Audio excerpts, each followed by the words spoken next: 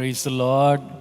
கர்த்தருடைய நாமத்திற்கு மகிமை உண்டாவதாக. உங்கள் ஒவ்வொருவரையும் இந்த அதிகாலை வேளையிலே 5வது நாள் வேத வசனத்தை வாசிக்கிற இந்த முயற்சிக்கு உங்களை அன்போடு வரவேற்கிறேன். Praise the Lord. I welcome you all to the 5th day of the Bible reading challenge. கர்த்தர் கடந்த 4 நாட்கள் நமக்கு உற்சாகத்தின் ஆவியையும் ஊக்கத்தையும் தேவன் கொடுத்து கர்த்தருடைய வேதத்தை வாசிக்கிற வாஞ்சையை கர்த்தர் நமக்குள்ளே கொடுத்தபடியால் கர்த்தரை நான் ஸ்தோத்திரிக்கிறேன். I also thank God for giving us the passion and the interest and the involvement that God has given for the past 4 days to read the Bible. நீங்கள் ஒவ்வொரு நாளும் நேரத்தை ஒதுக்கி கர்த்தருடைய வேதத்தோடு நீங்கள் செலவழித்து நீங்கள் பெறுகிற உன்னத அனுபவங்களை நான் கேள்விப்பட்டு கர்த்தருக்குள்ளே நான் மகிழுகிறேன், கர்த்தரை ஸ்தோத்திரிக்கிறேன். I also rejoice in the Lord and also thank God when I hear all the good testimonies and all the blessings that you are receiving by reading the Bible every day. இப்பொழுதும் இந்த 5வது நாளினுடைய வேத வாசிப்பை கர்த்தர் ஆசீர்வதிக்கும்படியாக நாம் எல்லாரும் ஒரு நிமிடம் ஜெபிப்போம். So even now let us pray that God may bless this 5th day of Bible reading. Thank you Jesus. Thank you Lord.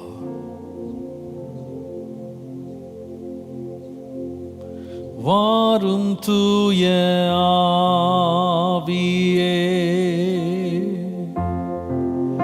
உம் பிரசன்னத்தை வாஞ்சிக்கிறோ, உம் வல்லமையால் என்னை நிறைத்து நீராழுகை செய்யோ.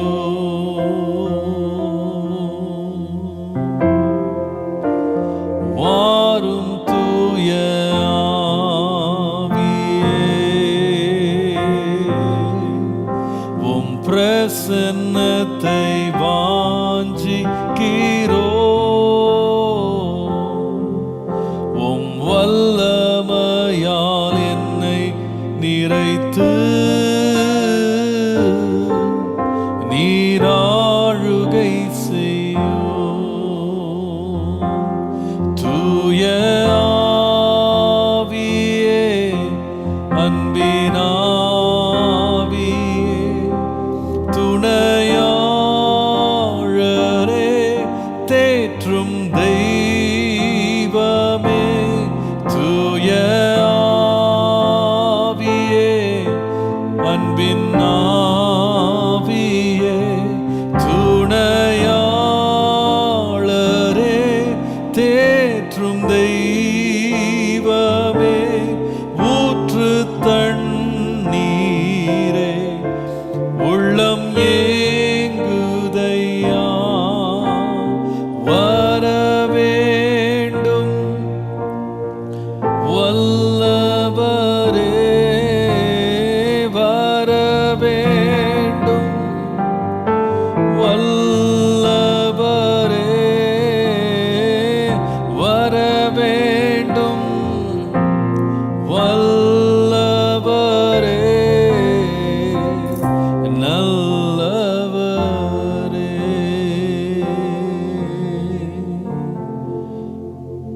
அன்பின் ஆண்டவரே, உம்முடைய பரிசுத்த ஆவியானவரை அனுப்பி எங்கள் மனக்கண்களை தெளிவாக்கும். Oh Lord, please send your Holy Spirit and open the eyes of our heart, Lord. வேதத்தின் மகத்துவங்களை எங்களுக்கு போதித்தரணும். Lord, teach us the wonderful and marvelous things of the word, Lord. உம்முடைய வசனத்தை வாசித்து தியானிக்கிறதுனால் உண்டாகிற நன்மைகளையும் ஆசீர்வாதங்களையும் நாங்கள் அனுபவிக்க எங்களுக்கு உதவி செய்யும். Lord, help us to experience all the blessings and the goodness that we receive by reading the Bible, Lord. உமக்கே மகிமை உண்டாகட்டும். All glory be to you and to you, Lord. இயேசுவின் நாமத்தில் பிதாவே, In Jesus' name we pray. ஆமென். கர்த்தர் நல்லவர். நாம் இன்றைக்குள்ள புஸ்தகத்தினுடைய முன்னுரையை நாம் கவனிப்பதற்கு முன்பதாக நேற்றைய தினத்திலே கடந்த நாட்களில் வேத புஸ்தகத்தை வாசிக்கிறதுனால் ஜனங்கள் பெற்ற அனுபவங்கள், அவர்கள் எழுதின சில காரியங்கள், விசேஷமாக சிறு பிள்ளைகள் அவ்வளோ உற்சாகமாக, வாலிப பிள்ளைகள் அவ்வளோ ஒரு உற்சாகத்தோடு அவங்க இதில் ஈடுபட்டதில் அவர்களுடைய தாளந்துகள், திறமைகளை, இந்த வேத வசனங்களை வாசித்து அவங்க கற்றுக்கொண்டவைகளை அவங்க வரைந்தோ எழுதியோ அனுப்பியிருக்கிற சில படைப்புகளை நம்ம வேகமாக பார்க்கலாம். Before we go into today's introduction of the book of the Bible, let us see some of the few works that we received yesterday, where our kids, even children, and all the young people who exhibited their talents through pictures or through their writings. கர்த்தர் அதை ஆசீர்வதிப்பாராக. May God bless them all. Thank you. The wicked life of Israelites அப்படின்ற ஒரு picture வந்து Emmanuel அமைச்சிருக்காரு. அப்புறம் பிலேயாம் அந்த கழுதையோட picture வந்து ஆட்னா ரிவ்கா. தென் wandering map அப்படிங்கிற ஒரு பிக்சரை பாலினெக்ஸ் பிரைஸி அனுப்பியிருக்காங்க. அதே போல் பிலேயாம் அந்த டாங்கியோட பிக்சரை அரோமா அனுப்பியிருக்காங்க. And then arrangement of tribes, பேர் குறிப்பிடப்படவில்லை, அந்த அரேஞ்ச்மெண்ட் ஆஃப் ட்ரைப்ஸை பற்றின ஒரு பிக்சரை அனுப்பியிருக்காங்க. அதே போல் சென்சஸ் பற்றின ஒரு பிக்சரை பிரைஸி பெனிட்டா அனுப்பியிருக்காங்க. அப்புறம் பிலேயாம் டாங்கியோட பிக்சரை வந்து பெக்கி அட்ரியல் அனுப்பியிருக்காங்க. தென் ஆஃபரிங்ஸ் பற்றின ஒரு பிக்சரை வந்து தீபிகா அவர்கள் அனுப்பியிருக்காங்க. அப்புறம் picture of families reading Bible, அவங்க வீட்டில் எப்படி அவங்க பைபிளை ரீட் பண்ணுறாங்க, படிக்கிறாங்க, வாசிக்கிறாங்க அப்படிங்கிறத பிக்சர்ஸ் அவங்க எடுத்து அனுப்பியிருக்காங்க. அதே போல் பிரான்ஸ் சர்பன்ட் பற்றின ஒரு பிக்சரை ஜெமிமா ஸ்டீஃபன்ஸ் அவர்கள் அனுப்பியிருக்காங்க. அப்புறம் பீலேயாம் அந்த கழுதையினோட பிக்சர் வந்து பேர் குறிப்பிடப்படாத ஒருவர் அனுப்பியிருக்காங்க. அதே போல் arrangement of the camp of Israel Saraswathi அவர்கள் அனுப்பியிருக்காங்க. த பிரான்ஸ் சர்பன்ட்டோட பிக்சர் சாம்வெல் பஹ்ரைன்லேருந்து அனுப்பியிருக்காரு. அதே போல் ஸ்பைஸ் ஆஃப் கேனன் பற்றின ஒரு பிக்சரை கெசியா அவர்கள் பஹ்ரைன்லேருந்து அனுப்பியிருக்காங்க. பிலேயாம் அண்ட் டாங்கியோட பிக்சரை ரேயா ஜெலின் அவர்கள் அனுப்பியிருக்காங்க. அதே போல் பிலேயாம் டாங்கியோட பிக்சரை இவாஞ்சலின் அவர்களும் அனுப்பியிருக்காங்க. தி ஆர்மி ஆஃப் இஸ்ரேல் அப்படிங்கிற ஒரு பிக்சர், அதை பற்றின ஒரு நோட்ஸை வந்து ரோனி ஜோவன் அவர்கள் அனுப்பியிருக்காங்க. அதே போல் ஒரு வேர்ஸை டிசைன் பண்ணி ஒருவர் அனுப்பியிருக்காங்க. அது மட்டும் இல்லாமல் ஒருத்தர் ஐசக் சாம்பல் அப்படின்ற ஒரு பிள்ளை வந்து தன்னுடைய கேரக்டர் ப்ரெசன்டேஷன், அது பீலேயாம் பற்றின ஒரு கேரக்டர் ப்ரெசன்டேஷனை அழகாக செஞ்சு அனுப்பியிருக்காங்க.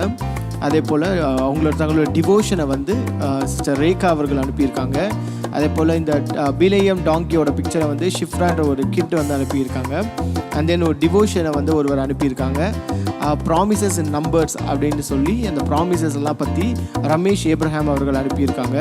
அப்புறம் picture of Moses and burning bush and Balaam and டாங்கியோட பிக்சர் அனுப்பியிருக்காங்க. ஒருவர் தன்னுடைய டிவோஷனையும் அனுப்பியிருக்காங்க. ஒருவர் வேர்ஸை டிசைன் பண்ணி Beulah John Paul and Blessy அவர்கள் வந்து நம்பர்ஸ்லேருந்து ஒரு வேர்ஸை டிசைன் பண்ணி அனுப்பியிருக்காங்க. அப்புறம் மர்மர் அப்படின்ற ஒரு டிசைனை வந்து அந்த நம்பர்ஸை வந்து குறிப்பிடுற மாதிரி மர்மர் அப்படிங்கிறத குறிப்பிடுற ஒரு டிசைனை வந்து சாம்சன் சாம்பல் அவர்கள் அனுப்பியிருக்காங்க.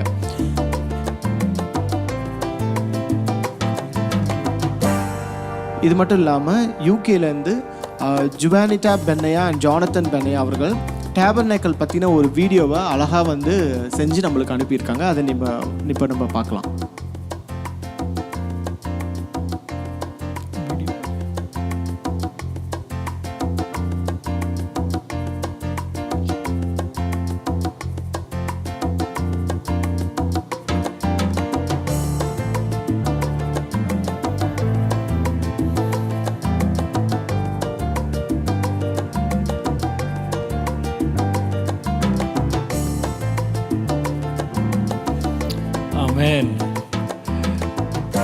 இவ்வளோ நீங்கள் உற்சாகமாக இதில் பார்ட்டிசிபேட் பண்ணுறதை பார்த்து நான் ரொம்ப சந்தோஷப்படுறேன்.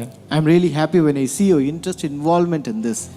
நீங்கள் இதை மாதிரி இவ்வளோ இன்ட்ரெஸ்ட் காட்டும் போது அது எங்களுக்கு ரொம்ப உற்சாகமாக இருக்குது. இன்னும் அதிகமாக செய்யணும்னு அது உற்சாகம் கொடுக்குது. When you show so much of interest, it actually encourages us to do more.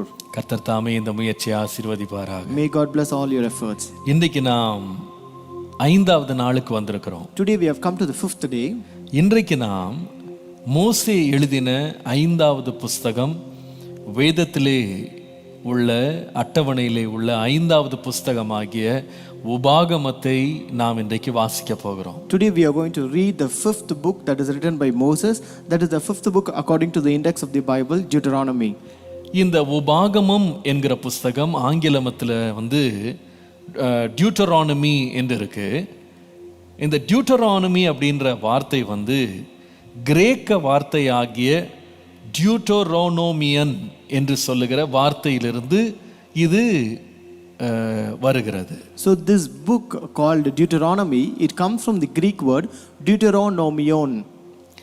இந்த டியூட்டரோனோமியோன் அப்படின்ற வார்த்தை வந்து அதனுடைய அர்த்தம் என்னன்னு சொன்னால் 2வது கற்பனை அல்லது மறுபடியும் அறிவிக்கப்பட்ட கட்டளை அப்படின்னு அர்த்தம். So the meaning of this Greek word deuteronomion, it means it is second law or repeated law. இந்த புஸ்தகத்தை ஞாபக புஸ்தகம் என்று கூட அழைக்கிறார்கள். They also call this book as the book of remembrance. இந்த புஸ்தகத்தை 120 வயது சென்ற ஒரு முதிய தலைவராகிய மோசே தன்னுடைய வாழ்நாட்களின் கடைசி நாட்களிலே அவர் இந்த உலகத்தை விட்டு பிரியும் முன்பாக தம்முடைய ஜனத்தை பார்த்து அவர் பேசின வார்த்தைகள் இந்த உபாகம புஸ்தகத்திலே அடங்கி இருக்கிறது. So this book of Deuteronomy consists of messages that is being preached or delivered by Moses, who is a very old leader who was 120 years old, and he preached this before he left this world. இந்த புஸ்தகத்தை எழுதினது யார்? இதை பற்றிய சில துணுக்குகளை நாம் பார்க்கலாம். So now we're going to see the authorship and the facts of this book. நாம் அறிந்திருக்கிறது போல இந்த 5 புஸ்தகங்களை டோரா என்று சொல்லப்படுகிற மோசேயின் 5 ஆகமங்களை மோசே எழுதினதாக நாம் கவனித்திருக்கிறோம். As we have read already, we know that it is Moses who have written these 5 books, that is the Torah which we call as. இந்த உபாகம புஸ்தகத்திலேயே மோசே இதை எழுதினதாக குறைந்தது 3 இடங்களிலே மிக தெளிவாக எழுதப்பட்டிருக்கிறது. And also almost around in 3 places, even in the book of Deuteronomy, it has been mentioned and it is asserted that Moses has written this book. பழைய ஏற்பாட்டிலும் சரி புதிய ஏற்பாட்டிலும் சரி இந்த 5 புஸ்தகங்களை தவிர வேதத்தில் உள்ள மற்ற புஸ்தகங்களில் அநேக இடங்களில் மோசே இந்த புஸ்தகங்களை எழுதினார் அல்லது விசேஷமாக உபாகமத்தை எழுதினார் அப்படின்னு சொல்றதை மிக தெளிவாக நாம கவனிக்கலாம். Also you can find in other books of Old Testament and New Testament except these 5 books there where it has been quoted that this book has been written by Moses. இது எழுதப்பட்ட ஆண்டு 1407 ஆண்டு முதல் 1406 ஆண்டு கிறிஸ்துவுக்கு முன் ஆண்டுகளிலே எழுதப்பட்டது. So this book was written between 1407 years to 1406 years of BC. இதிலே 34 அதிகாரங்கள் இருக்கிறது. 957 வசனங்கள் இருக்கிறது. So here it contains 34 chapters and 957 verses. நீங்கள் இந்த புஸ்தகம் சரித்திரத்திலே பார்த்தால் அல்லது விசேஷமாக இஸ்ரவேலருடைய சரித்திரத்திலே பார்த்தால் எப்பொழுது இது எழுதப்பட்டது, எப்பொழுது இது வரையப்பட்டது? So when you see when was this book written in the history of Israel? இந்த உபாகமம் என்கிற இந்த புஸ்தகம் இஸ்ரவேல் ஜனங்கள் ஏறத்தாழ 40 ஆண்டுகள் வனாந்திரத்திலே அலைந்து திரிந்து அவர்கள் வாக்குத்தத்தம் பண்ணப்பட்ட தேசத்தை அடைவதற்கு சற்று முன்பாக இது சரித்திரத்தை துவக்குகிறது. So this book of Deuteronomy starts its history after these people of Israel wandered in the wilderness for 40 years and just before they entered the promised land. இந்த உபாகம புஸ்தகத்தை பார்ப்பீர்களானால் அது இந்த வேத சரித்திரத்தில் அல்லது இஸ்ரவேலருடைய சரித்திரத்தில் ஏறத்தாழ 1 மாத கால அளவை அது பிடிக்கிறது. So this book of Deuteronomy covers a time frame of about 1 month of Israel's history or the biblical history. இன்னொரு விதமாய் சொல்ல வேண்டுமானால் இஸ்ரவேல் ஜனங்கள் வாக்குத்தத்தம் பண்ணப்பட்ட தேசத்திற்குள் பிரவேசிப்பதற்கு 40 நாட்களுக்கு முன்பாக இந்த புஸ்தகம் எழுதப்படுகிறது. So in other words, this book was written before 40 days before the Israelites entered the promised land. இந்த இஸ்ரவேல் ஜனங்கள் நமக்கு தெரியும், எண்ணாகமத்திலே நாம் அதை கவனித்தோம். அவர்கள் கடைசியாக மோவாபின் சமவெளியிலே அவர்கள் தங்கி இருக்கிறார்கள். அங்கிருந்து அவர்கள் எரிகோ பட்டணம் போன்ற இடங்களுக்கு யோர்தானை கடந்து அவர்கள் செல்ல வேண்டும். அந்த நேரத்திலே தான் மோசே தன்னுடைய கடைசி வார்த்தைகளை தம்முடைய சபைக்கு பேசுகிறார். So as we have already read in Numbers, these people of Israel came and they stayed and dwelt at the plains of Moab, and then now they had to cross the river of Jordan and enter into other cities of Jericho, and only at this point of time this Moses wrote his final messages. இந்த இடத்திலே இந்த முதிய ஊழியனாகிய மோசே தான் அழைத்து கொண்டு வந்த சந்ததியார் 20 வயதிற்கு மேற்பட்ட எல்லாருமே வனாந்திரத்திலே மரித்து போக மீதம் விடப்பட்டிருக்கிற அடுத்த சந்ததியார் மற்றும் வனாந்திரத்தில் பிறந்த பிள்ளைகள் இவர்களுக்கு அவர் இந்த வார்த்தைகளை பேசுகிறதனுடைய ஒரு தொகுப்பு தான் உபாகமம். So this book is a compilation of sermons or the messages that was spoken by Moses, who was a very old leader, whom he spoke to the people of Israel. Actually, who were the people who left Egypt, who already died in the wilderness, as we read earlier. But now, currently, the people and the children were the people who belong to the new generation, who were born in the wilderness. கர்த்தருடைய நாமத்திற்கு மகிமை உண்டாவதாக. Glory be to the name of the Lord. இந்த உபாகமத்தை நாம் அடைவதற்கு முன்பாக நடந்த சம்பவங்களை நான் சுருக்கமாக வேகமாக பட்டியலிட விரும்புகிறேன். So I just want to list down the events that happened before we lead into the Deuteronomy. இது இந்த உபாகமத்துக்கு நம்ம வந்தது எதிலிருந்து வந்திருக்கிறோம் அப்படின்னு ஒரு சின்ன ஒரு கால அட்டவணையை நான் கொடுக்க விரும்புகிறேன். So I want to give a timeline of what are the events happened before we come into Deuteronomy. நாம முதலாவது யாத்ராகமத்திலிருந்து ஆரம்பிக்கலாம். So let's start from Exodus. யாத்ராகமத்துல மிக முக்கியமான ஒரு நாள் அவர்கள் துவங்கின முதலாம் ஆண்டு முதல் மாதம் 15ஆம் நாள்.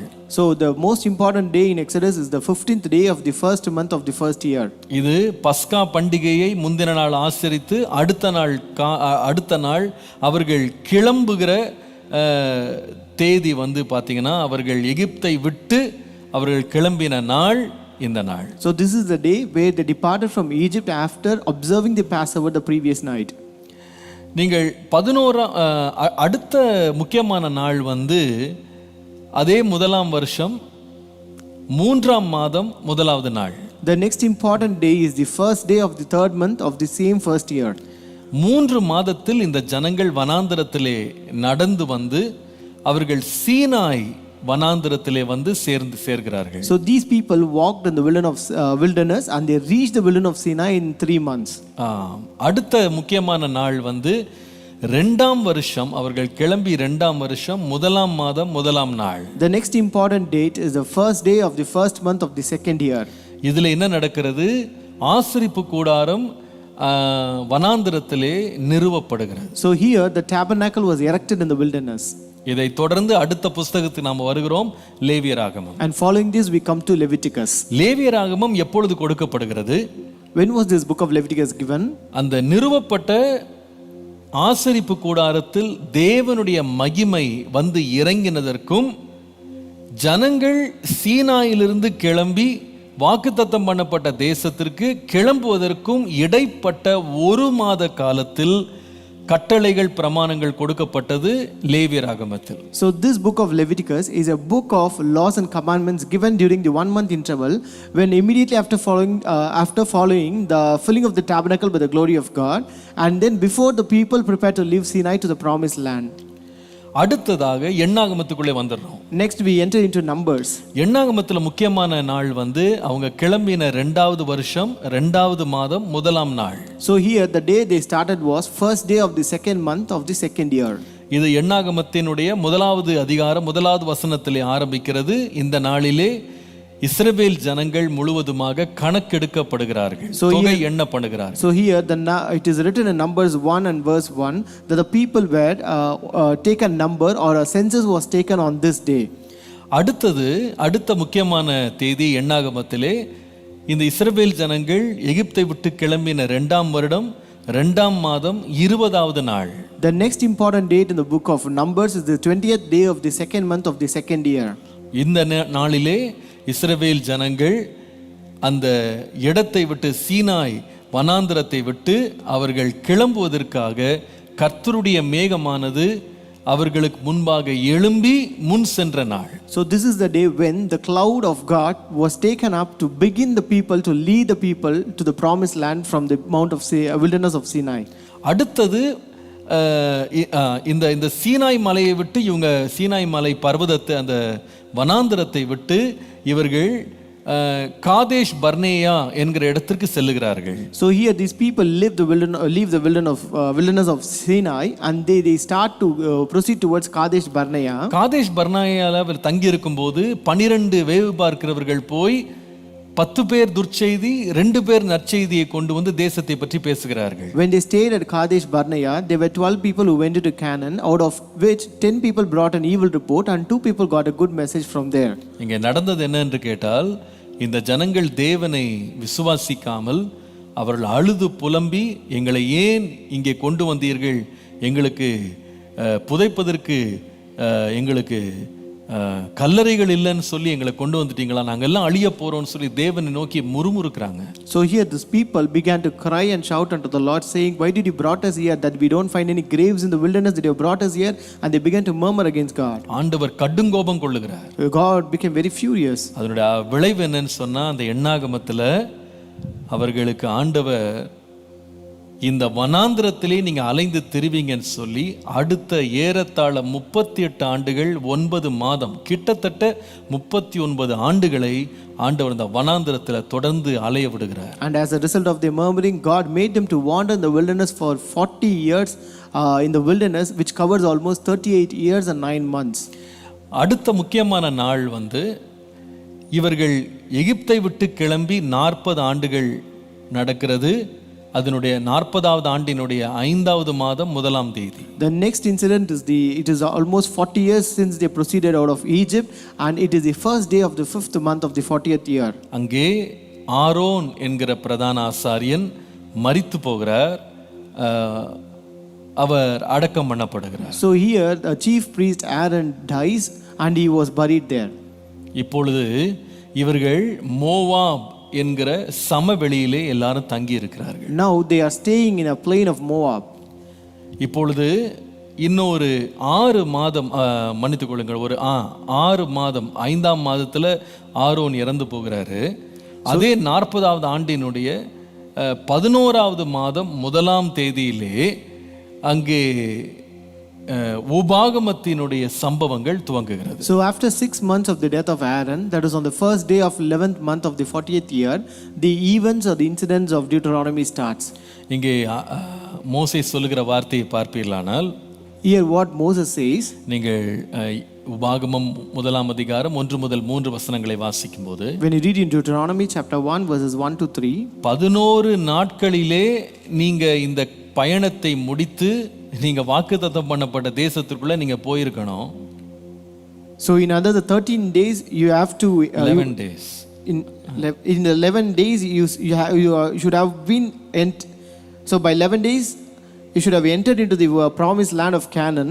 ஆனால் நீங்கள் 11 நாள் பிரயாணத்தை உங்களுடைய வணங்கா கழுத்துள்ள வாழ்க்கை, உங்களுடைய முறுமுறுப்பின் வாழ்க்கையினால ஆண்டவர் 40 வருடமா அலைய விட்டுட்டாருன்னு சொல்றாரு. But here he says that God has made you to wander around for 40 years because of your stiff neckedness and also because of your murmuring.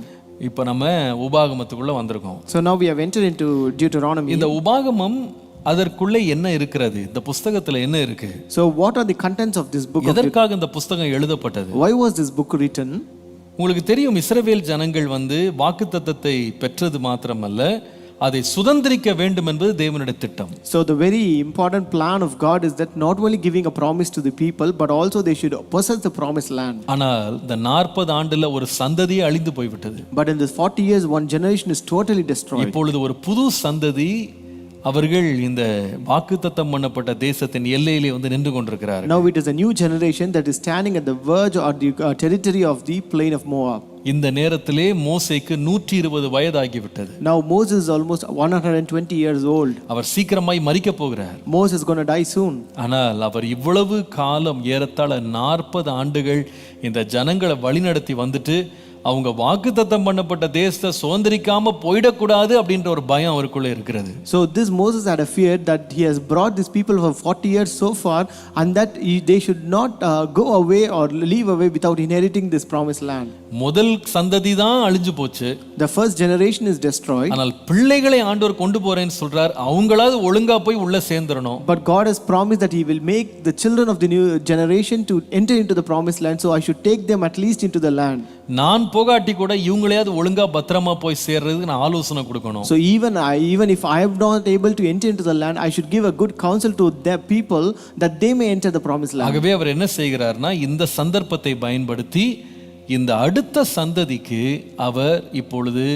அவர் ஏற்கனவே கொடுத்த நியாய பிரமாணங்கள், கட்டளைகள், பிரமாணங்களை 2வது முறை சொல்லி அவர்களை தேவனுக்கு கீழ்ப்படியவும் அவருடைய கிருபையை பற்றி கொண்டு இந்த வாக்குத்தத்தம் பண்ணப்பட்ட தேசத்துல பிரவேசிக்கணும்னு சொல்லி அவர்களை உற்சாகப்படுத்துகிறார். So again, he took this opportunity to give a call to all the people and to remind them about all the laws and commandments which are already spoken to them, and to give a call to obedience and to go and to receive the promise of God and enter into the new land.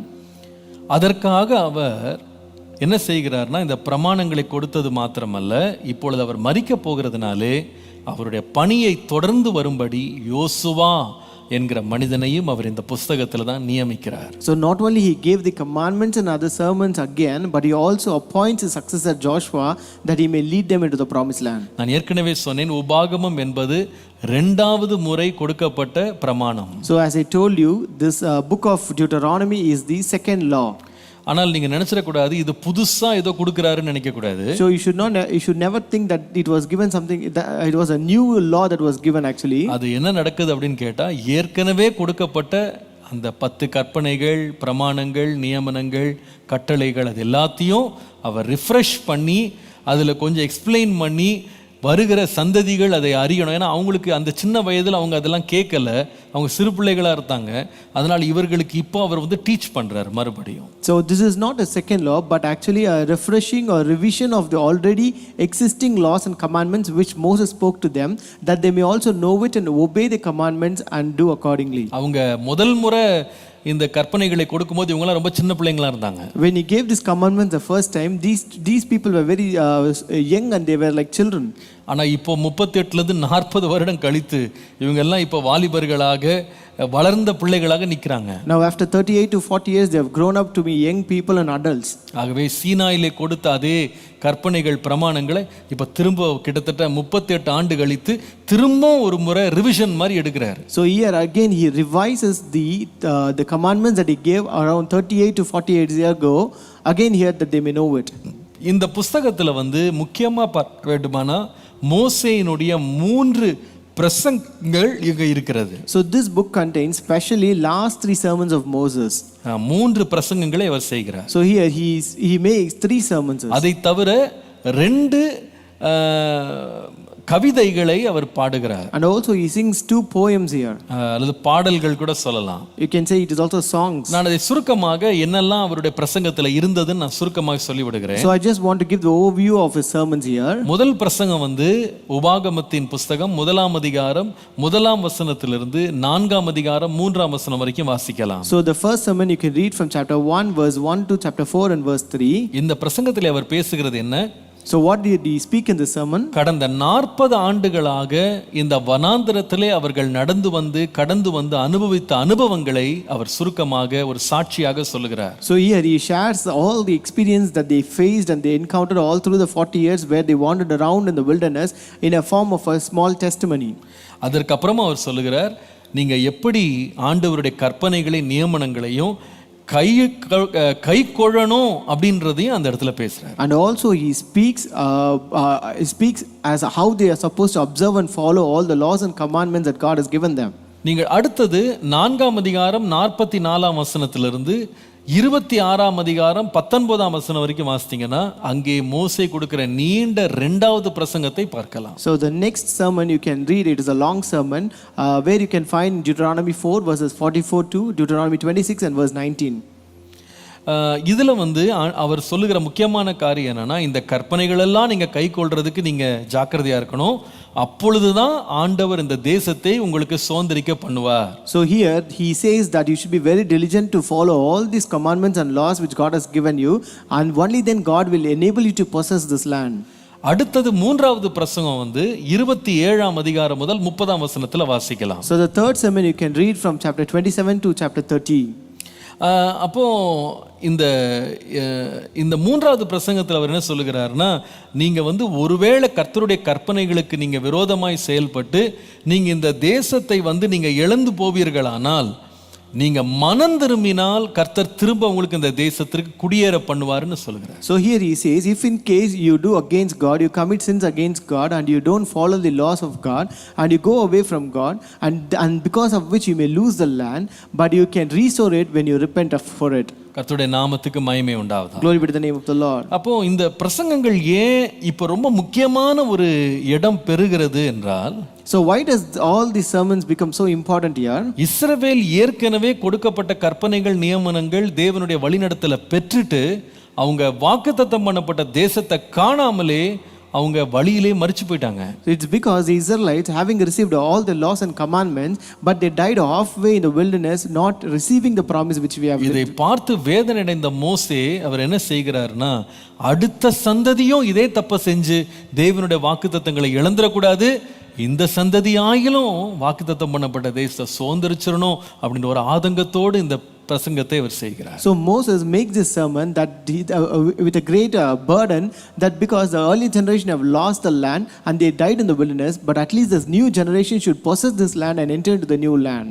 நல்லா கவனிக்கணும். You have to listen carefully. நீங்க அந்த மனநிலையை நல்லா புரிந்து கொள்ளணும். You have to understand the mindset here. பாருங்க, ஒரு தேவனுடைய ஊழியக்காரன் தேவனிடத்திலிருந்து அழைப்பை பெற்று கேரத்தாழ 6 லட்சம் புருஷரை வந்து எகிப்தினுடைய அடிமைத்தனத்திலிருந்து வெளியே கொண்டு வர்றாரு. A man of God, a servant of God, received a calling from God and he delivered around 6 lakh men out of Egypt. அவர் வந்து உங்களுக்கு தெரியும், எகிப்தில் வந்து ஒரு எபிரேயனை ஒரு எகிப்தியன் அடித்ததை பார்த்தே அவரால் மனசுக்கு தாங்க முடியல. So as you know, he could not bear when an Egyptian was beating a Hebrew. அதை பார்த்தே அவர் கோவப்பட்டு ஒரு எகிப்தியனை கொன்று போட்டாருன்னு சொல்லி நம்ம வாசிக்கிறோம். We also read he was furious looking at that and so he killed that Egyptian. ஆனா வேதனை என்னன்னு சொன்னா, But what is much grieving, இந்த 40 ஆண்டுகள்ல இஸ்ரவேலர் மேல அடி விழுந்தாலே தாங்க முடியாது அப்படின்னு சொல்லியிருந்த மோசே, Moses who could not bear when someone is beating the Israelite, இந்த 40 ஆண்டுல 6 லட்சம் பேரும் தான் கண்ணுக்கு முன்னாடி செத்து போற ஒரு பரிதாபமான ஒரு கோர காட்சியை இந்த ஊழியக்காரன் பார்த்தார். but this man of God had to see a horrible and pathetic situation where around 6 lakh of Israelites died before him. எப்படி இருக்கும் நீங்க யோசித்து பாருங்க. Just imagine how its mindset would 6 லட்சம் புருஷர்கள் அவர்களுடைய மனைவிகள் இறந்து போயிட்டாங்க. 6 lakh men and their wives passed away. இன்னொரு விதமா சொன்னா 40 வருஷம் சபை நடத்தி அவர் தேத்த முடிஞ்சது வந்து 2 பேர் அவங்க குடும்பம் தான். So in other words, having led this church for 40 years, he was able to bring only 2 people into that land. அவர் இழந்து போனது ஏறத்தாழ 6 லட்சம் விசுவாசிகள். He lost almost 6 lakh believers. அப்ப என்ன ஒரு வேதனை, ஒரு மன கிளேசத்தோடு இந்த மனுஷன் நிக்கிறாரு நீங்க யோசித்து பாருங்க. So you should understand with how much agony and how much pain this man should have been standing there. அவர் அங்க பார்க்கறாரு, இப்போ அடுத்த சந்ததி வந்து நிக்குது. So here he is looking at the next generation. ஒரு பக்கம் திரும்பி பார்த்தா ஆபிரகாமுக்கு தேவன் செய்த வாக்குத்தத்தங்களை தேவன் நினைவு கூர்ந்துதான் அதை செய்யறதுக்கு தான் இவ்வளவு அதிசயங்களை செய்து இத்தனை ஆண்டுகள் நடத்திட்டு வந்தாரு. So when you look back, it was a promise that was given to Abraham, and to just fulfill that promise, God has brought these people so far here. ஆனால் தம்முடைய ஜனங்கள் தமக்கு கீழ்ப்படியாம முறுமுறுத்து அவங்க வந்து கலகம் பண்ணா அடுத்த சந்ததியும் இதே பிரச்சனை தான் சந்திக்க போகுதுன்னு மோசேக்கு நல்லா தெரியும். So Moses very well knew if the people do not understand, do not obey the law of the Lord, and if they rebel against God, the next generation will also face the same consequences. தேவன் நீதி உள்ளவர், அவர் மனுஷனுக்காக தன்னுடைய சட்டங்களை மாற்றிக்கொள்ள மாட்டார். Our God is a righteous judge. He will never change his rules and laws for men. இன்னொரு ஒரு பயம் மோசேக்கு என்ன இருந்தது என்று சொன்னால், What was the other fear Moses had?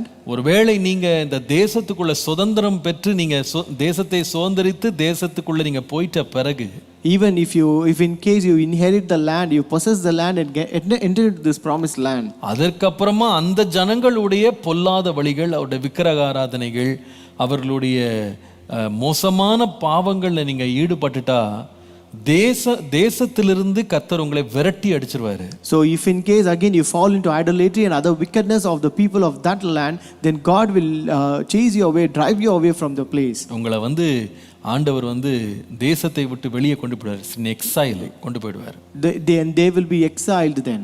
அதை பார்த்து மோசே பயந்து போய் நினைக்கிறாரு, நான் 40 வருஷம் என் வாழ்க்கையை நான் இந்த ஜனங்களுக்காக நான் கொடுத்து சந்ததிகளும் தப்பு பண்ணிடக்கூடாதேன்னு ஒரு பயம் அவருக்கு இருந்தது. So looking at this Moses had a fear that even this new generation should not commit a sin, and that's why he was so afraid of it. ஆகவே இந்த டியூட்ரானமி நீங்க படிக்கும்போது நான் எப்படி அதை பார்த்தேன் அப்படின்னா, ஒரு சீனியர் பாஸ்டர் வந்து ஒரு யூத் மீட்டிங்ல பேசினா எப்படி பேசுவாரு, அதான் Deuteronomy. So when I look at Deuteronomy, I saw it in this perspective, like how a senior pastor would speak to youngsters.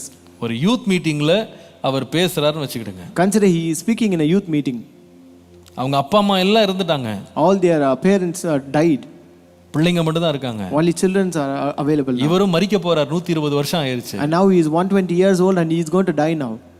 அவர் தன்னுடைய கடைசி வார்த்தைகளை கனத்த இருதயத்தோட வேதனையோடு அவர் பகிர்ந்து கொள்றதுதான் உபாகமம். So this Deuteronomy is where he shares his last farewell messages with a great burdened heart and agony. இப்போ கடைசி 4 அதிகாரங்கள் 31 34. Now last 4 chapters, chapter 31 to 34. 31ஆம் அதிகாரத்துக்கு வருவீர்களானால் அங்கே எப்படி மோசே இடத்திலிருந்து யோசுவாவுக்கு தலைமைத்துவம் மாற்றப்படுகிற அந்த சம்பவங்களை நீங்கள் அங்கே வாசிக்கலாம். So in chapter 31 you can read about the incidents where the mantle of leadership is being shifted from or passed from Moses to Joshua. 32ஆம் அதிகாரத்திலே மோசேயினுடைய பாடல் இருக்கிறதை நீங்க பார்க்கலாம். In chapter 32 you can read about the song of Moses.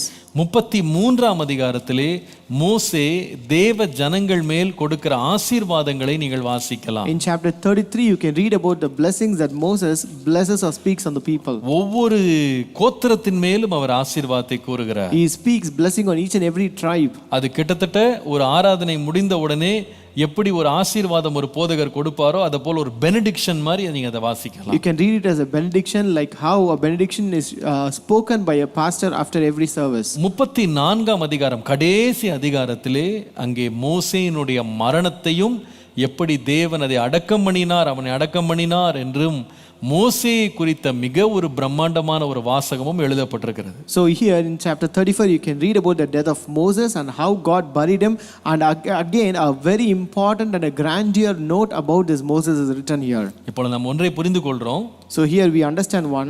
இந்த 34ஆம் அதிகாரத்தை நிச்சயமாய் மோசே எழுதியிருக்க முடியாது. So this chapter 34 would have not been written by this Moses. ஏனென்றால் அவருடைய மரணம் அங்கே இருக்கிறது. It's because his death occurred here. So வேத வல்லுனர்கள் என்ன நினைக்கிறாங்கன்னு சொன்னா, மோசே எழுதின இத்தனை பெரிய புஸ்தகத்தினுடைய முடிவுரையை யாரோ ஒருவர் பிந்தின காலங்களிலே அந்த சரித்திரத்தை எழுதி உள்ளே அதை சேர்த்திருக்கிறார்கள் என்பதுதான் அநேகருடைய கணிப்பு. So many of the people they assume that this last chapter of this Deuteronomy should have been written by someone else who would have followed him, and then it should have been inserted in this book. இதுல அந்த கடைசி 3 வசனங்கள் மோசேக்கு கொடுக்கப்பட்ட மிகப்பெரிய புகழாரம் அங்கே இருக்கிறது. So here you can read the last 3 verses, a great appreciation that was given to Moses. மோசே, அதாவது உபாகமம் 34 10 12. Deuteronomy chapter 34 verses 10 to 12. மோசே எகிப்து தேசத்திலே பார்வோனுக்கும் அவனுடைய எல்லா ஊழியக்காரருக்கும் அவனுடைய தேசம் அனைத்திற்கும் செய்யும்படி கர்த்தர் அவனை அனுப்பி செய்வித்த சகல அடையாளங்களையும் அற்புதங்களையும் அவன் இஸ்ரவேலர் எல்லாருக்கும் பிரத்யட்சமாய் செய்த சகல வல்லமையான கிரியைகளையும் மகா பயங்கரமான செய்கைகளையும் பார்த்தால் கர்த்தரை முகமுகமாய் அறிந்த மோசேயை போல ஒரு தீர்க்கதரிசியும் இஸ்ரவேலில் அப்புறம் எழும்பினதில்லை என்று விளங்கும்.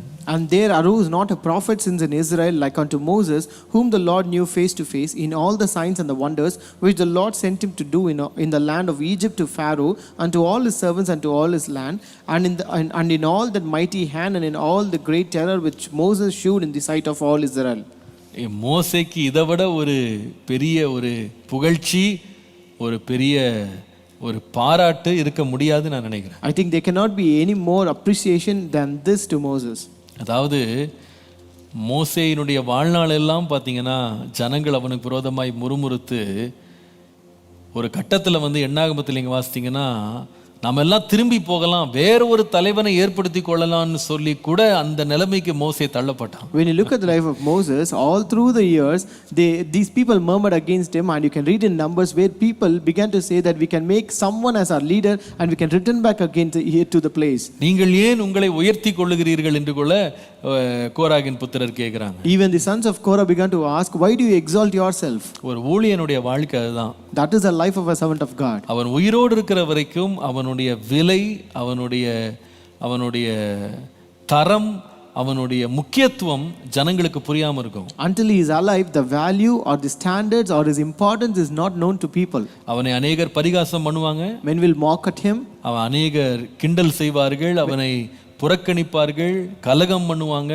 எதிர்த்து பேசுவாங்க. Many will make fun of him, many will reject him, they will speak against him, and they will even despise him. ஒரு தேவனுடைய ஊழியனுக்கு எத்தனை ஆழமான அனுபவங்கள் இருக்கலாம். No matter how deep experiences he may have in his life. மோசேயை போல முகமெல்லாம் தேவதூதனுடைய முகம் போல பிரகாசித்த ஒரு மனுஷனாக இருக்கலாம். He might be a person like Moses whose face is brightened like the angel of the Lord. ஆனால் அவன் வாழ்க்கையிலே எந்த ஊழியனும், மோசேயே கூட நிந்தையும் அவமானத்தையும் புறக்கணிப்பையும் அவங்க வாழ்க்கையில சந்திச்சு தான் ஆகணும். But even Moses and all the servant of God had to encounter all this shame, reproach and despising in their life. மோசே இந்த ஜனங்களுக்காக தன்னுடைய எல்லாவற்றையும் அவன் தியாகம் செய்தான். This Moses sacrificed everything for his people. அவன் செய்த மிகப்பெரிய தியாகத்துல ஒன்று என்னன்னா, இந்த ஜனங்கள் தன்னை கோபம் மூட்டினதுனால அவன் தேவனுடைய வார்த்தைக்கு கீழ்ப்படியாமல் போக சோதிக்கப்பட்டு கடைசியில் அவரே வாக்குத்தத்தம் பண்ணப்பட்ட பூமிக்கு போக முடியாம போயிருச்சு. The greatest sacrifice that he sacrificed is that because the people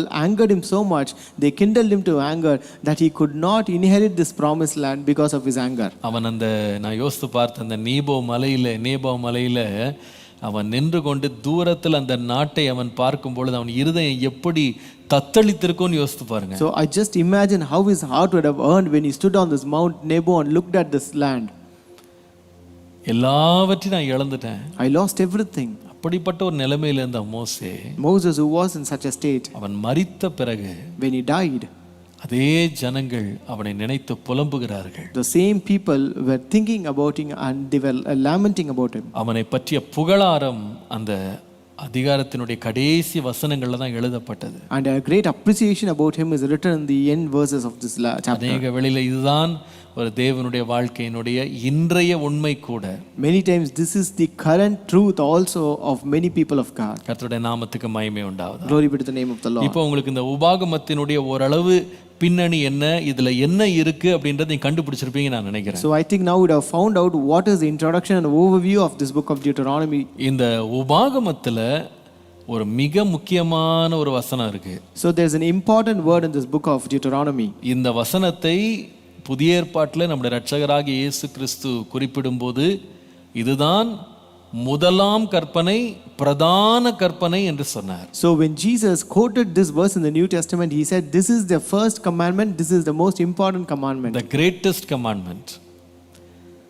முதலாம் கற்பனை, பிரதான கற்பனை. This is the first commandment and the greatest commandment. உங்களுக்கு தெரியுமா, நான் வாசிக்க போகிற இந்த வசனம் தான் யூதர்களுடைய இன்றைய அவர்களுடைய மதத்திலேயும் மிக மிக முக்கியமான ஜெபமாக, வாக்கியமாக அவர்கள் இன்றைக்கும் பயன்படுத்துறாங்க. So this verse that we're going to read now is the most important verse that is still used as a prayer by all the Jewish people in their church. இதுதான் இந்த புத்தகத்தினுடைய ஒரு கருப்பொருள்னு கூட சொல்லலாம். You can say this is the crux of this book of Deuteronomy.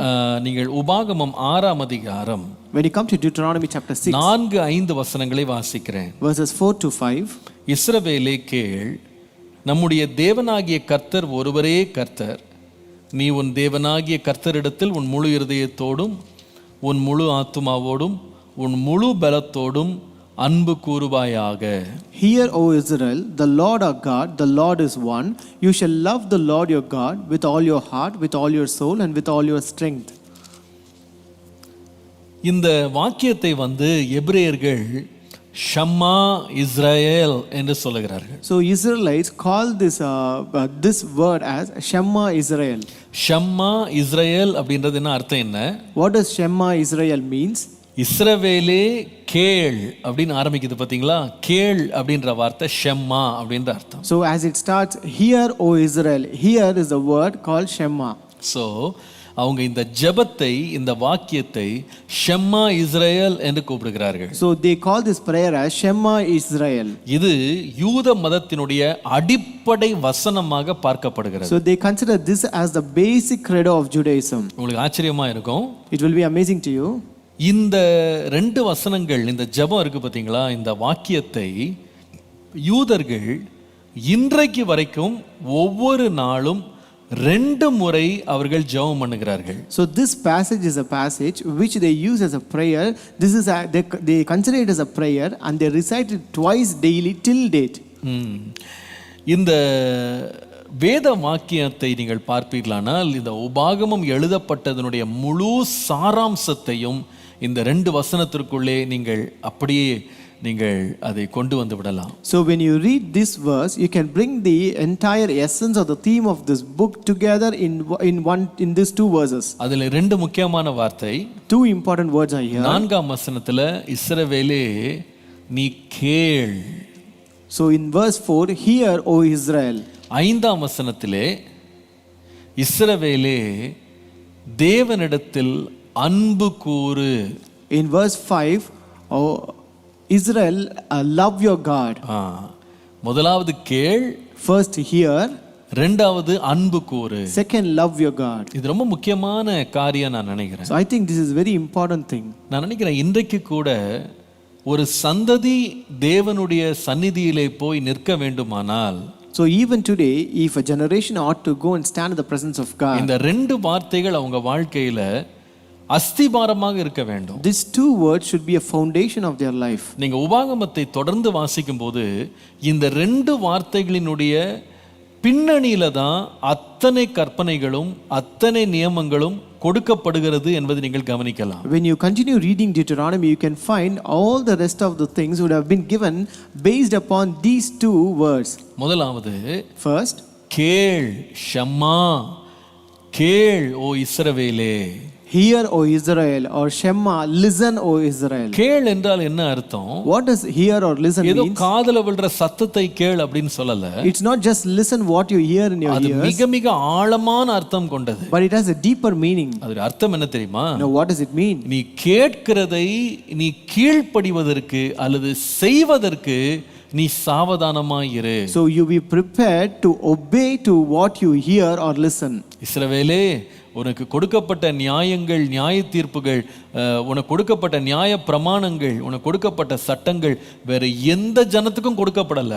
Israel, all the rules, regulation, laws and commandments were not given to any other generation but you alone. ஜனங்களுக்கு இப்படிப்பட்ட வெளிப்படுத்தல்கள் கிடைக்கவே இல்லை. All other generation have not received such kind of revelation. தேவனுடைய பரிசுத்தத்தை அவங்களுக்கு வெளிப்படுத்தவே இல்லை. Holiness of God is not revealed to them. தேவனுடைய சுபாவங்கள் அவர்களுக்கு வெளிப்படுத்தப்படல. The nature of God is not revealed to them. தேவனுடைய வல்லமையின் கிரியைகள் வெளிப்படுத்தப்படல. The works of the power of God is not revealed to them even. ஆனால் இஸ்ரவேலே நீ பாக்கியவான். But Israel, you are blessed. உன்னை போல ஒரு சந்ததி, ஒரு ஜாதி இந்த உலகத்துல இல்ல. There is no other generation or nation like you. கர்த்தரை தன் தெய்வமாக கொண்ட நீ பாக்கியவான். Blessed is you who have God as your God. அதனால நீ என்ன செய்யணும்? அவர் கொடுத்த இந்த கற்பனைகள், நியமனங்கள், சட்டங்கள் எல்லாம் நீ என்ன பண்ணுனா சும்மா காதால கேட்டு விட்டுறாதப்பா, அதை உன் வாழ்க்கையில நீ நிறைவேற்று. Therefore you are supposed to fulfill all the things that you listen, hear through your ears, not just hearing alone but also obey and do accordingly. நீ பலியை பார்க்கிலும், கொடுக்கிற பலிகளை பார்க்கிலும் கீழ்ப்படிதலே உத்தமம் என்று கர்த்தர் சொல்லுகிறார். God says obedience is better than all the sacrifices you sacrifice. நான் நினைக்கிறேன் இந்த மோசே இந்த வாலிபர்களை பார்த்து, இந்த அடுத்த சந்ததியை பார்த்து ஒரு கனத்த இருதயத்தோடு அவர் சொல்லுகிறாரு. I think Moses would have told to this young generation, the youngsters of the next generations, with a very burdened heart. 40 வருஷமா கர்த்தர் இந்த சந்ததிகளோடு பேசினாரு. God spoke with this generation for 40 years. எத்தனை வாக்குத்தத்தங்கள், How many promises, எத்தனை வல்லமையான செய்கைகள், how many works of his power, எத்தனை பிரமாணங்கள். how many commandments. ஆனால் இந்த ஜனங்க ஒன்றுக்கு கூட செவி கொடுக்கவே இல்லை. But these people never listened to anything. கர்த்தர் பேசும்போது இருதயத்தை அடைச்சுக்கிட்டாங்க. When God spoke, they shut their hearts. கர்த்தர் செய்த கிரியைகளில் அவரோட அன்பை அவங்க பார்க்கவே இல்லை. They did not see the love of God in all the works that God worked out. கர்த்தருக்கு கீழ்ப்படியாம அவரை கோபம் ஊட்டுனாங்க. They did not obey God, but they angered God. அவர் சொல்றாரு, He says, இளம் சந்ததியாரே, அதே தவற நீங்களும் செஞ்சிடாதீங்க. My younger generation, do not commit the same mistake. நீங்க கர்த்தருக்கு கீழ்ப்படிங்கப்பா. You obey the Lord. கர்த்தருடைய கற்பனைகள் படி நடங்க. Obey and walk according to the laws of the Lord. நீங்க கீழ்ப்படிந்து நீங்க அவருடைய கற்பனைகளை செய்வீர்களானால், If you obey and fulfill his commandments, கர்த்தர் உங்கள் மேல பிரியமா இருப்பாரு. God will be pleasing, delighted நீங்க to you. போகிற தேசத்துல நீங்க ஆசீர்வாதமா இருப்பீங்க. You will be blessed in the place where you go. இன்னைக்கு கூட கர்த்தர் நம்மளை பார்த்து அதான் கேட்கிறாரு. Even God asks the same thing to us. நான் உனக்கு வெளிப்படுத்தின சத்தியங்கள், உனக்கு கொடுத்த கற்பனைகள், பிரமாணங்களை நீ கீழ்ப்படுகிறவனாயிரு. You be a person who obey all the laws and all the commandments that I give to you. இந்த இஸ்ரவேல் ஜனத்தின் மத்தியில ரெண்டு பேர் தான் கர்த்தரை உத்தமமாய் தேடினாங்கன்னு பார்க்கிறோம். We see only there were two people who seek God with a perfect heart. கர்த்தருடைய நாமத்துக்கு மகிமை உண்டாகும். Glory be to the name of the Lord. இப்போ முதலாவது அவர் ஒரு கனத்த இருதயத்தோட சொல்றது, இஸ்ரவேலே நீ கேள். The first thing that he says with a heavy heart, oh Israel, hear and listen. ரெண்டாவது Second, அவர் சொல்லுகிறாரு, he says, உன் முழு இருதயத்தோடு, உன் முழு ஆத்துமாவோடு, உன் முழு பலத்தோடு உன் தேவனாகிய கர்த்தரிடத்திலே நீ அன்பு கூறு. you shall love the Lord your God with all your heart, with all your soul and with all your strength. இந்த அன்பு அப்படின்றது ஏதோ ஒரு உணர்ச்சியாக அவர் இங்க சொல்லல. So when you say love, it is not said here in an emotional manner. அதனால தான் 3 வார்த்தை சொல்றாரு. That's why 3 words are referred our here. சொல்றாரு, முழு இருதயத்தோடு, with all your heart, முழு ஆத்துமாவோடு, with all your soul, முழு பலத்தோடு, with all your strength. அப்படின்னா அர்த்தம் என்னன்னா, What does it mean? இந்த அன்பினுடைய ஆழமான ஒரு அர்த்தத்தின் வார்த்தை என்னன்னா, அர்ப்பணம். தேவனுக்கு முழு உள்ளத்தோடு ஒரு அர்ப்பணிக்கிற வாழ்க்கையை தான் கர்த்தர் கேட்கிறார். So what does this deeper meaning of this word love means? It means devoting to God, devoting fully to God. டோட்டலா ஆண்டவருக்கு சரண்டர் பண்ணி அவர் மேல முழுவதுமாக அன்பா இருக்கிறது. Surrendering yourself completely to him and staying devoted to him always. இரண்டு எஜமான்களுக்கு ஊழியம் செய்யறது இல்ல. It's not you can not serving two masters. அதுல ரெண்டு மனமாக நடந்து கொண்டிருக்கிறது இல்ல. It's not walking with two hearts. Two minds, double minded இருக்கிறது இல்ல. Not being double minded. நீங்கள் ரெண்டு எண்ணங்களோடு குந்தி நடக்கிறவர்களாய் அல்ல. Not walking with two kinds of minds. Not hopping with two opinions. எலியா சொல்வது போல. Like Elijah said. அப்படி ரெண்டு மனமா போறது கிடையாது. Not going with two minds. உன் தேவனாகிய கர்த்தர் ஒருவரே தேவன். But your God is the only God. அவர் இடத்துல நீ முழு இருதயத்தோட, உன் முழு ஆத்துமாவோட, உன் முழு பலத்தோட அவர்கள் அன்பு கூறுப்பா. But love the Lord with all your heart, with all your soul and with all your strength. அதேதான் தேவன் கேட்கிறார். That is what God is asking you. அப்ப ரெண்டு காரியங்கள் அவர் சொல்றாரு. So here he says two things. ஒரு பக்கம் முழு கீழ்ப்படிதல். First is the complete obedience. இரண்டாவது முழுவதுமாக தேவனுக்கு அர்ப்பணித்து வாழ்வது. Second is the complete devotion or surrendering to God. இந்த ரெண்டையும் நீங்க உங்க வாழ்க்கையில கடைபிடிச்சீங்க அப்படின்னு சொன்னா, if you follow these two things in your life, நீங்கள் இந்த தேசத்தை சுதந்தரித்துக் கொள்வீங்க. you will possess this land. இந்த தேசத்துல நீங்க ஆசீர்வாதமா இருப்பீங்க. you will be blessed in this land. இந்த வார்த்தைகளை ஏன் இங்கே மோசே தன்னுடைய இளம் தலைமுறைக்கு இதை சொல்லுகிறார் என்றால், so why did this Moses say these words to the next generation? என்றால் அவர்கள் பிரவேசிக்க போகிற தேசம் விக்கிரக ஆராதனைகளிலே மூழ்கி போன ஒரு தேசம். Because the nation that they're going to enter is a nation of idolatry. அவர்கள் பலவிதமான தேவர்களை அவர்கள் ஆராதித்துக் கொண்டிருந்தார். The people were worshipping many idols and many gods. அவர்கள் அநேக பொல்லாத செய்கைகளை அவர்கள் நிறைவேற்றி கொண்டிருந்தார். And they were also accomplishing many wickedness. அநேக pagan practices அவங்க லைஃப்ல இருந்தது. And they had many pagan practices in their life. இப்போ இப்படிப்பட்ட ஒரு ஜனத்துக்குள்ள நீங்க போறீங்க. So you're going to enter into such kind of people. நீங்க இவர்களை சுற்றி உங்களை சுற்றி அவங்க அப்பப்போ வருவாங்க போவாங்க. They will come around you and go around you always. நீங்க கொஞ்சம் கொஞ்சமா அவங்களை அழிப்பீங்க. You will start destroying them slowly. ஆனா நீங்க தேவனை முழுவதுமாக அன்பு கூர்ந்து தேவனுக்கு முழுவதுமாக நீங்க அர்ப்பணிக்கப்பட்ட வாழ்க்கை நீங்க வாழல அப்படின்னா, but if you don't obey God and live a complete devoted life of loving to God, நீங்கள் இந்த ஜனங்களை பார்த்து அவர்கள் பக்கத்திலேயே சாய்ந்து சோரம் போயிருவீங்க. so you will be taken away by their works and you will move towards and depend and you will actually move away with those people. நீங்களும் அவர்களை போல பல தேவர்களை ஆராதித்து நீங்களும் விக்கிரகங்களை வணங்கி நீங்களும் இந்த துன்மார்க்கமான செய்கைகளுக்கு உங்களை நீங்கள் விற்று போடுவீங்க. so you will sell yourself to such kind of lewdness, all wickedness, and you will start worshipping their gods. ஆனால் நீ ஜாக்கிரதையா இருப்பா. therefore you be diligent. நீ அறிந்த ஒரு தேவன், ஒரே தேவன், அவர் உண்மை உள்ள தேவன். so the only God you know, he is only one God and he is very faithful to you. ஆகவே நீ அவரிலே அன்பு கூறு. therefore you love him. அவரை முழுவதுமாக கீழ்ப்படி. and obey him completely. இதை நீ செய்வாயானா, if you do this, நீ தேவனிடத்திலே அன்பு கூறுகிறவனாய் தேவனுக்கு முழுவதுமாய் செவி கொடுத்து கீழ்ப்படுகிறவர்களாய் இருந்தால், if you are a person who obey God and love him completely, if you love him and if you listen to him, இது ரெண்டுமே உங்க லைஃப்ல இருக்குமானால், if you have these two things in your life, அவர் கொடுத்த கற்பனைகளை நீங்கள் செய்வது உங்களுக்கு பாரமாக இருக்கவே இருக்காது. So accomplishing his commandments will not be a burden to you. நீங்கள் அதை நிறைவேற்றுவீங்க. You will fulfill it. இன்னைக்கு இந்த வார்த்தையை கேட்கிற ஒவ்வொருவருக்கும் இந்த ரெண்டு வார்த்தை ரொம்ப முக்கியம். So all those you are hearing my word, these two words are very important to you. ஷம்மா Israel. Shema Israel. ஷம்மா Israel. Shema Israel. உபாகமம் இந்த ஒரு பாரத்தோடு தான் நம்மகிட்ட வருது. This Deuteronomy comes with this burden to us. என் வார்த்தைகளுக்கு நீ செவி கொடு. You listen to my word. என்னுடைய வார்த்தைகளுக்கு நீ கீழ்ப்படி. You obey my word. என் மேலே முழு இருதயத்தோடும் ஆத்துமாவோடும் பலத்தோடும் அன்புள்ளவனாயிரு. And love me with all your heart, with all your soul, and with all your strength. இன்றைக்கு முதல் வேலையாக இந்த ரெண்டு வசனத்தை நீங்க மனப்பாடம் பண்ணிடுங்க. So today the first task that you're going to do is that you're going to memorize these two verses. ரெண்டு வசனத்தையும் எல்லாரும் மனப்பாடம் பண்ணிடுங்க. All should memorize these two verses today. இந்த ரெண்டு வசனத்தையும் உங்க பிள்ளைகளுக்கும் மனப்பாடம் பண்ண நீங்க இன்றைக்கு வழி நடத்துங்க. Also you lead your children also to memorize these verses. ஏன்? Why? ஒவ்வொரு நாளும் நீங்கள் இந்த ரெண்டு வசனங்களை காலையிலேயும் மாலையிலேயும் உள்ள நிறைவோடு ஜெபம் கூட பண்ணுங்க. Also you can make a prayer using these verses daily in the morning and also in the evening. உங்க பிள்ளைகளையும் நம்ம பரமண்டல ஜெபம் சொல்றோம் பாத்தீங்களா, அதே போல இந்த ரெண்டு வசனங்களை ஜெபமாக அவங்கள அறிக்கை பண்ண சொல்லுங்க. Like how we do the heavenly prayer, ask your children also confess this word as a prayer daily. உன் தேவனாகிய நம்முடைய தேவனாகிய கர்த்தர் ஒருவரே கர்த்தர். The Lord our God, the Lord is one. நீ உன் தேவனாகிய கர்த்தரிடத்தில் உன் முழு இருதயத்தோடும் உன் முழு ஆத்துமாவோடும் உன் முழு பலத்தோடும் அன்பு கூறுவாயாக.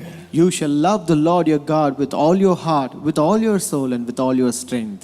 தேவனுடைய வார்த்தையை கேட்கறதுக்கும்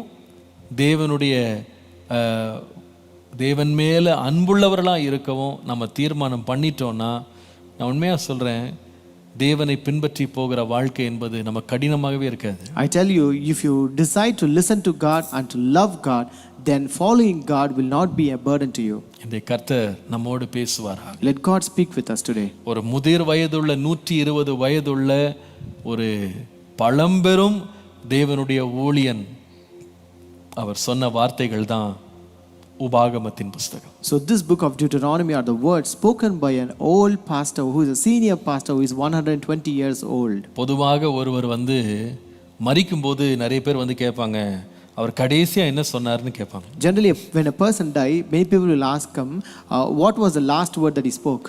அநேக வேளையில சிலர் முதிர் வயதுல மரிக்கும்போது அவங்க கடைசி நாளில் அவங்க பிரதிபலிக்கிற சில சத்தியங்கள் வார்த்தைகள் ரொம்ப ரொம்ப ஆழமானது. So generally when old people die in an old age, the very words of the truths that they reflect and they show and speak on the last day are very important. ஏனென்றால் முதிர் வயதுல அவருடைய வாழ்க்கையின் கடைசி நாட்கள்ல ஒரு மனிதனுக்கு முன்பாக என்ன பெருசா தெரியும் அப்படின்னு கேட்டா, அவனுடைய பொருளோ சொத்தோ சம்பத்தோ அதெல்லாம் பெருசாவே தெரியாது. It's because at a very old age when he's about to die, all the possessions or the things or the assets will not be considered as a great before him. அவங்களுக்கு அதெல்லாம் ஒரு பெரிய பயமா கூட இருக்காது. That they will not consider even them to be a great fear for them. அவர்களுக்கு என்ன பயம் அதிகமா மனசுல இருக்கும்னா, இவ்வளவு தூரம் நம்ம நடந்து வந்தோம், நம்ம பிள்ளைங்க இது எல்லாத்தையும் பின்பற்றி வருவாங்களா? What kind of fear will they have? We have followed all these things for so many years. Will my children also follow the same? அந்த பயத்தோடும் அந்த ஒரு எண்ணத்தோடு தான், ஒரு கனத்த இருதயத்தோடு தங்களுடைய ஆழ் மனதில் அவர்களுக்கு இருக்கிற எண்ணங்கள் பயங்கள் அதை வெளிப்படுத்துகிற நேரம் அவங்க மரணத்துக்கு முன்பாக. So that is how they reflect or they show out and exhibit their fear and their passion and their agony and their pain before they die. கொஞ்சம் யோசித்து பாருங்க. Just imagine. அந்த படத்தை நான் ஒன்று போட்டிருக்கேன். I have shown you that picture. இந்த படத்தை கொஞ்சம் அப்படியே பாருங்களேன். மோசே நேபோ மலையிலே அவனுடைய கடைசி முறையாக அவன் அந்த வாக்குத்தத்தம் பண்ணப்பட்ட தேசங்கள் அப்படியே பார்த்து கொண்டிருக்கிறான். Moses is standing on the Mount Nebo and looking at the land or the place that they're going to inherit. அவனுடைய கண்கள்ல தன்னுடைய அடுத்த சந்ததிகள் அதற்குள்ளே போகிறதை அவனால் பார்க்க முடிகிறது. He was able to see his next generation entering that land. ஆனால் அதே வேளையில் அவனுக்கு ஒரு பயம் வருது. But at the same time he has a fear. ஒருவேளை இந்த ஜனங்கள் கர்த்தருடைய கற்பனைகளை விட்டு விலகி, if in case these people move away or stand away from these commandments of God, அவங்க தேவனை நேசிக்காம போவார்களானா, if they do not love God, நான் பார்த்து கொண்டிருக்கிற இந்த எல்லைகளிலிருந்து ஆண்டவர் உங்களை விரட்டி அடிக்க போறாரே, God gonna take them into an exile from this place. இந்த தேசம் பாழாக்கப்படுமே, this place will be desolated. இத்தனை வருடம் வனாந்தரத்துல நடந்து வந்து கஷ்டப்பட்டதெல்லாம் வீணா போயிருமே. So all these years of toil and wandering in the wilderness would be in vain. இதையெல்லாம் பார்த்து பார்த்து ஏங்கின ஆபிரகாமினுடைய இருதயம் எப்படி அமரும்? So how can this heart of Abraham which saw this and earned would have comforted? இந்த நிலைமை என் ஜனங்களுக்கு வரக்கூடாது. This situation should not be encountered by the people. அந்த பாரத்தோடு எழுதப்பட்ட இந்த புத்தகத்தை இந்த கண்ணோட்டத்தோட இன்றைக்கு நீங்க வாசிங்க. So when you read this book that was written with that perception you can read this. பின்பு இந்த புத்தகம் உங்களுக்கு ரொம்ப விசேஷமா இருக்கும். Then this book will be very special to you. நான் தொடர்ந்து உங்க நோட்ஸ்ல வந்து ஒவ்வொரு அதிகாரத்திலேயும் ஒவ்வொரு வசனத்திலேயும் என்னென்ன இருக்கு அப்படின்றத ஒரு அவுட்லைன் நான் தெளிவாக கொடுத்துருக்கிறேன். And following I have also given the outline of each and every chapters of this book of Deuteronomy. உங்களுக்கு நாங்கள் அனுப்புகிறோம், நீங்கள் அதை வைத்து வாசித்து பாருங்க. We will send you and you can read it. கர்த்தர் உங்களை ஆசீர்வதிப்பாராக. May God bless you all. தொடர்ந்து என்ஜாய் பண்ணுங்க வாசிக்கிறதுல. Continue enjoy reading the Bible. கொஞ்சம் டிலே ஆச்சு பாஸ்டர், சிலது முடிக்க முடியலனா கூட கவலைப்படாதீங்க, சோர்ந்து போய்டாதீங்க. Even if delays and if you're not able to complete, do not be worried. பாலியிலே நின்று போய்டாதீங்க. So don't stop half the way. பின்வாங்கி போயிடாதீங்க. Don't backslide from that. அந்த இன்ட்ரஸ்டை இழந்துடாதீங்க. Don't lose your interest. பரவாயில்ல, இன்னும் 40 நாட்கள் நமக்கு இருக்கு. I still have 40 days to go. இன்னும் 35 நாள் இருக்கு. I have 35 days more. அதுல எப்படியாவது முடிச்சிருவோம். Somehow I'll complete. தீர்மானத்தோட உட்காருங்க. Sit with a great decision. நடுவுல ஒரு ஞாயிற்றுக்கிழமை கூட இருக்கு. Even you have Sundays in between. ஞாயிற்றுக்கிழமைகள்ல நாம இந்த வேத வாசிப்பை நாம நடத்த போகிறது இல்ல. We don't gonna conduct this Bible reading on Sundays. நாங்கள் என்ன யோசித்து கொண்டிருக்கிறோம்னா, ஞாயிற்றுக்கிழமை வந்து ஒரு பரீட்சையா வைக்கலாமான்னு யோசிச்சுட்டு இருக்கிறோம். We are just planning whether to conduct an exam on the Sundays. அதாவது 4 வித்தியாசப்பட்ட வயது உள்ளவர்களுக்கு வித்தியாசமான போர்ஷன்ஸையும் எக்ஸாமையும் நடத்தலாம்னு யோசிக்கிறோம். So we are planning to conduct exams for 4 different age groups with 4 different portions. ஒருவேளை நீங்க கொஞ்சம் லாகிங் இருந்தா கூட Sunday you can make it up, அதை நீங்க சீர் செய்து கொள்ளலாம். So even if you have some lagging, you can also cope up and you can rectify on Sundays. அதனால நீங்க அந்த சண்டே ஒரு நாள் எக்ஸ்ட்ரா உங்களுக்கு இருக்கு, அதனால பயப்படாதீங்க. ஏதாவது மிச்சம் வந்தா கூட அதுல நீங்க முடிச்சிடலாம். So even if you have some pending portions, don't worry, you can finish it off on Sundays. கர்த்தர் தொடர்ந்து நம்மை நடத்துவாரா. May God lead us continually. ஜெபம் பண்ணலாமா? Shall we pray? கண்களை மூடுவோம். Close your eyes. கண்களை மூடுவோம்.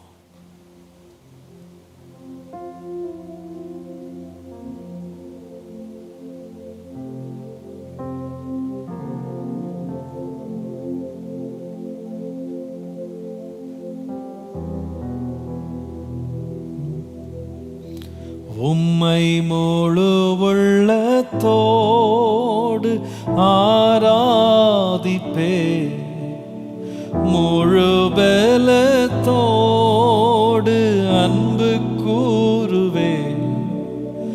ஆராதனை ஆராதனை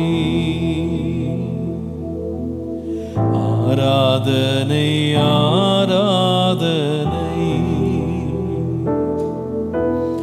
ஆராதனை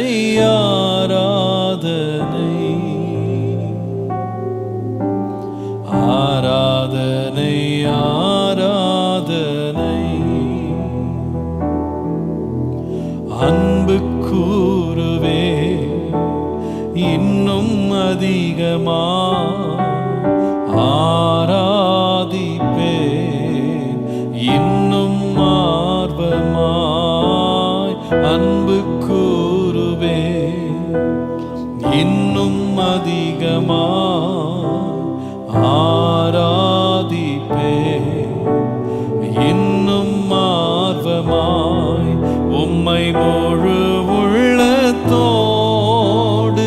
ஆராதிப்பே,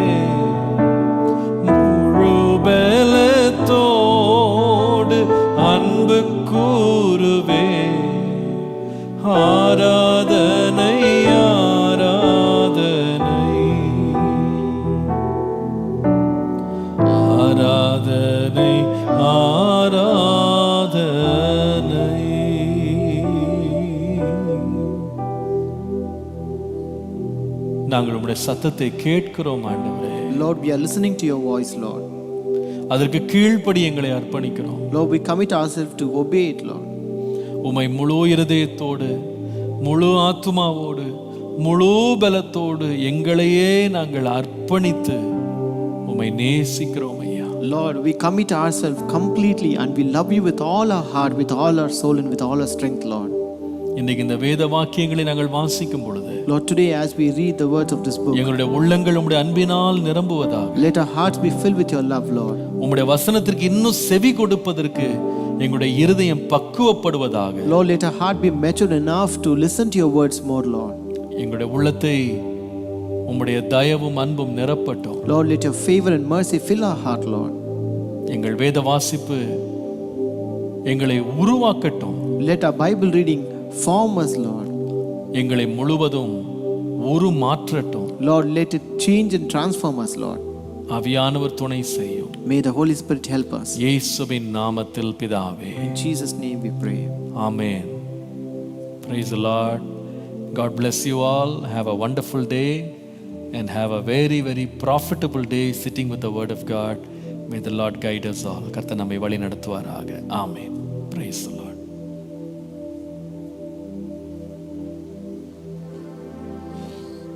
வானமகலும் பூமி அழியும், வேதவசனம் நிலைத்திருக்கும். பாடுவோம். வானமகலும் பூமி அழியும், வேதவசனம் நிலைத்திருக்கும். பரமன் வேதம் எனது செல்வம், பரவசம் நீதம் அருளும். பரமன் வேதம் எனது செல்வம், பரவசம் நீதம் அருளும்.